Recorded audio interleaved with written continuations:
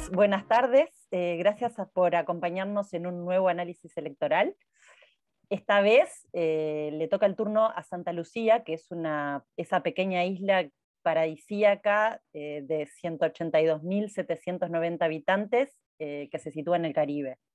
Santa Lucía es una nación muy joven que adquirió su independencia del Reino Unido en 1979, pero que mantiene su membresía en la Commonwealth y por lo tanto la reina Isabel II es su soberana y jefa de Estado. El jefe de gobierno es el primer ministro, quien es el presidente del partido que más votos obtiene en las elecciones legislativas. El parlamento es bicameral y consiste en una cámara baja con 17 miembros electos para un periodo de 5 años y un senado de 11 integrantes, todos seleccionados por el gobernador general de acuerdo a la propuesta de los partidos más populares y de la sociedad civil. Es miembro de la Comunidad del Caribe, de la Organización de Estados Americanos, de la Organización Internacional de la Francofonía y de la Mancomunidad de Naciones. El pasado 26 de julio procedió a celebrar sus elecciones generales, donde se presentaron 45 candidatos para renovar los 17 asientos de la Cámara Baja y al primer ministro. Los principales partidos que disputaron las elecciones fueron el Partido Unido de los Trabajadores, del actual primer ministro Allen Chastanet, y del Partido Laborista de St. Lucia, encabezado por Philippe Pierre. Los resultados fueron los siguientes. El Partido Laborista de St. Lucia obtuvo un 49,89%, o sea, 13 parlamentarios, que sumó 7 respecto al periodo anterior. El Partido Unido de los Trabajadores obtuvo un 42,89%, esto correspondería a 2 parlamentarios, esto significa que bajó 9 asientos respecto al periodo anterior. Y los independientes obtuvieron un 6,82%. Esto sería correspondiente a 2 parlamentarios. Y el otro partido que también compitió en las elecciones fue el National Green Party, que tuvo un 0,41%, por lo tanto no obtuvo ningún puesto en el Parlamento. El ULP, por lo tanto, perdió su mayoría, por lo que el nuevo periodo de gobierno va a estar dirigido por el laborista Philippe Pierre. Vamos con Andrés Sastre, que va a hablar un poco de lo que fue el proceso electoral y las características del país. No, bueno, muchas gracias, Sofía. Evidentemente es todo un reto hacer un resumen sobre Santa Lucía. Bueno, evidentemente Santa Lucía, como el resto de islas del Caribe, son islas que dependen principalmente del turismo, y desde luego la crisis derivada del COVID pues, les ha hecho tener una contracción, la peor contracción económica de los últimos años, y Santa Lucía en especial, según datos del Banco Central del Caribe, ha tenido un retroceso de un 23,8% de su economía, ¿no? Con un aumento muy grande de la deuda pública, en torno a 4.000 millones, una relación de deuda-PIB de casi el 90%, y los datos indican que del último periodo de gobierno, incluso del 2016 a 2020, el aumento de la deuda pública en Santa Lucía representó casi el 60% del total de la deuda de los países que conforman la moneda común que tienen, ¿no? Que es la Unión Monetaria del Caribe Oriental, que estaría compartida junto con Anguila, Antigua y Barbuda, Dominica, Granada, Montserrat, San Kitts y Nevis y San Vicente y las Granadinas, ¿no? Entonces, esto sin duda que ha afectado probablemente en el desarrollo de la campaña, ha sido un poco los ejes casi que del cambio que proponía el Partido Laborista de Santa Lucía, y que probablemente le hayan llevado a la victoria, ¿no? Si hablamos, yo quería también referirme un poco a los datos TICS en sí de Santa Lucía. Santa Lucía, al ser una isla pequeña, pues muchas veces, pues como sufre la dificultad muchas veces del acceso a Internet o de los precios para tener un acceso de calidad a Internet, y no le queda otra que incluso unirse con otras islas para poder hacer infraestructura o desarrollar infraestructura común de telecomunicaciones, ¿no? Entonces, según los propios datos de la Commonwealth y de la UIT, en 2019 podíamos tener una penetración móvil casi del 100%, un poco por debajo de lo que sería en otros países, ¿no? Puede estar entre un 120%. En cuanto a la expansión de las conexiones de Internet de banda ancha, alrededor del 51% de los residentes tienen su propia conexión rápida a Internet, ¿no? Esto es un poco por debajo, digamos, de la media de Latinoamérica, pero sí que, según datos de UIT, digamos, la conectividad, o sea, hay un 98% del territorio que estaría conectado a celular, y un 37% del territorio que estaría conectado a 3G, y el cambio del 4G sí que no está del todo desarrollado, ¿no? En cuanto a las velocidades, digamos que ya empieza a haber por lo menos un 30% de las conexiones son superiores a 10 megas, que ha sido una evolución bastante importante en los últimos años, y sí que hay un problema en cuanto a asequibilidad de los servicios de Internet, ¿no?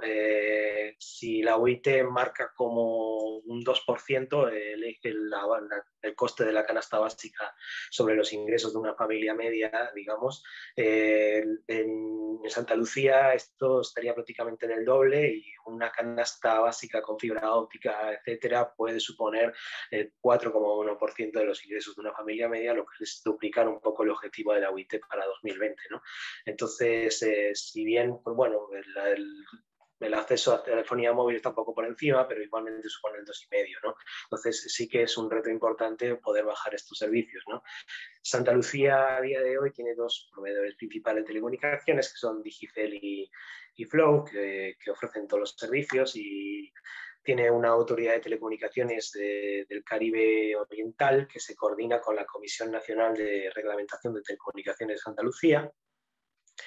Y como decía antes, o sea, Santa Lucía tiene el problema, que también esto evidentemente se repercute en los precios que se ofrecen al usuario, que es el coste que supone dar Internet, ¿no? Por ser una isla pequeña, la necesidad de tener las infraestructuras son muy caras, por tener cables submarinos o tener que recurrir al satélite en muchas ocasiones, lo que hace que la conectividad sea muy cara, y que, ¿no?, los precios que se ofrecen al consumidor realmente no puedan ser tan competitivos como pueda ser en el continente, ¿no? Entonces, en los últimos años, Santa Lucía, Granada y San Vicente se unieron para reforzar la infraestructura de telecomunicaciones, porque aquí la cooperación es muy importante. Invirtieron 25 millones en el marco del programa de infraestructura de comunicaciones para la región Caribe, financiado por el Banco Mundial, que este proyecto tenía como objetivos construir una infraestructura de cables submarinos, estaciones de aterrizaje, redes troncales domésticas, y sobre todo crear puntos de intercambio de Internet nacionales, llamados XP, para, digamos, un poco abaratar los costes también del servicio, ¿no? Y bueno, esto pues ha mejorado en los últimos años un poco la expansión de telecomunicaciones, ha bajado los precios, aunque sean altos, antes lo eran más, y bueno, pues en los próximos años quizás uno de los retos fundamentales va a tener seguir desarrollando su capacidad de infraestructura, poder ofrecer servicios más asequibles, y poder también, como marca y como va a mencionar luego en el programa del Partido Ganador, es desarrollar todo el potencial digital en base a tener una infraestructura cada vez más asequible, ¿no? Gracias, Andrés. Piazza, nos contás un poquito sobre las propuestas electorales. La verdad es que Andrés, con este análisis, puso muy alta la vara. Realmente hacer un análisis sobre Santa Lucía es desafiante, pero lo cierto es que, más allá de su tamaño o de su impacto en el resto de la región, es un estado de nuestra región de Latinoamérica y Caribe que hay bastante sustancia en cuanto a las propuestas o en cuanto a las plataformas del nuevo partido. A veces es más sustancia que un país de millones de habitantes continental. En el caso del programa del Partido Laborista de Santa Lucía, el SLP, en el sitio web oficial, digamos, estos son datos, es un análisis que surge del propio sitio de la plataforma, ¿no? Digamos, tiene la limitación, ya hemos hecho otros análisis de otros países, tiene la limitación de que se trata solamente de un análisis de lo declamado en el documento oficial, digamos, metodológicamente. Sin embargo, tiene eso, es el valor que encontramos con este proyecto. En el sitio, entonces, VOT SLP, o sea, VOT SLP, hay un manifiesto 2021, y ese es el documento oficial. Va a estar puesto el enlace en los comentarios, en la descripción de este canal. Hay una descripción de cuál es el panorama electoral respecto a la parte, digamos, que hemos analizado, tiene que ver con el desarrollo digital y con la digitalización en la economía. El desarrollo digital como uno de los objetivos principales para el próximo periodo de gobierno, el vector principal de la expansión de la economía en diversos ejes. No hay claramente una referencia a cuáles son las propuestas concretas respecto de la infraestructura de telecomunicaciones o cómo mejorar, cómo garantizar el acceso, pero sí hay una referencia explícita al acceso a Internet, al acceso masivo a Internet, como una acción de gobierno prioritaria. En el eje de, digamos, hay un análisis que se hace transversal en las diferentes secciones de la plataforma política que tiene relación con esto, con este objetivo esencial. Respecto a la expansión en la economía digital, el nuevo gobierno lo ve como algo, como un eje central, y tiene propuestas, desgloses de propuestas específicas en este sentido. Eliminar impedimentos a transacciones comerciales en el comercio electrónico. Hay un diagnóstico de que el sistema actual de Santa Lucía tiene algunos impedimentos y barreras al comercio electrónico. Completar la implementación de servicios de gobierno electrónico, el estado de la digitalización de la función administrativa del Estado, del gobierno, no es tan avanzado, tiene un diagnóstico hacia ahí. Incrementar el acceso de servicios de banda ancha, por supuesto, y modernizar la legislación en temas de protección de datos, uso indebido de sistemas informáticos, transacciones electrónicas, proyectos de ley sobre pruebas y modificaciones. Tienen numerosas iniciativas. Y luego, en sectores económicos emergentes, tanto en teletrabajo como en telesalud, hay propuestas para promover o para aumentar la oportunidades en esas áreas de servicios, en ambos servicios.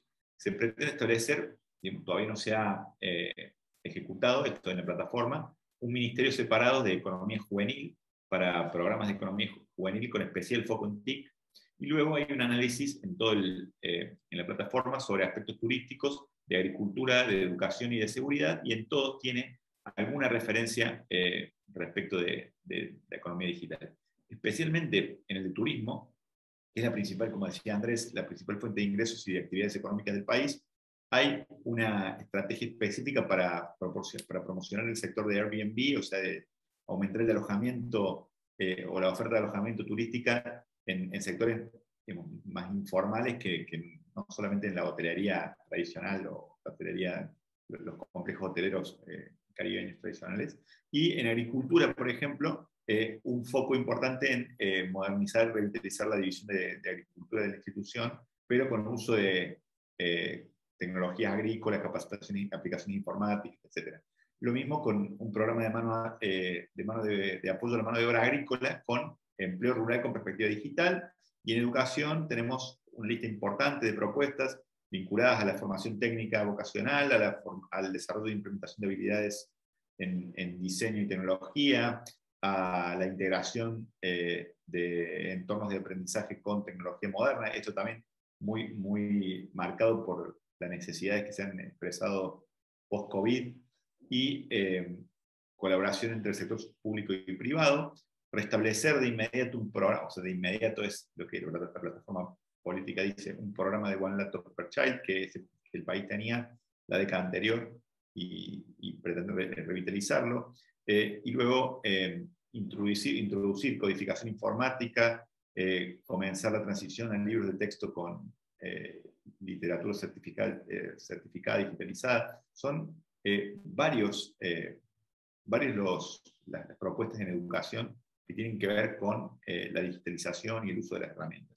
Y respecto a seguridad, bueno, una propuesta puntual sobre policía de tránsito con base de datos digitales de registro de los vehículos y seguimiento de vehículos sospechosos, que bueno, más allá de la valoración o no sobre temas de cruce de seguridad y privacidad y esos equilibrios, simplemente citar que hay una referencia al tema seguridad en esta plataforma.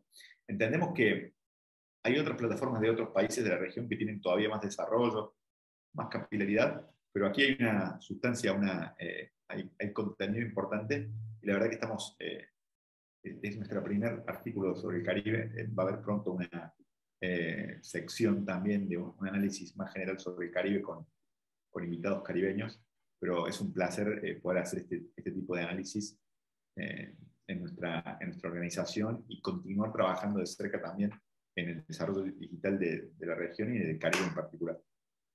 No, y sobre todo porque es una sorpresa, o sea, por lo menos a mí me ha llamado bastante la atención, o sea, la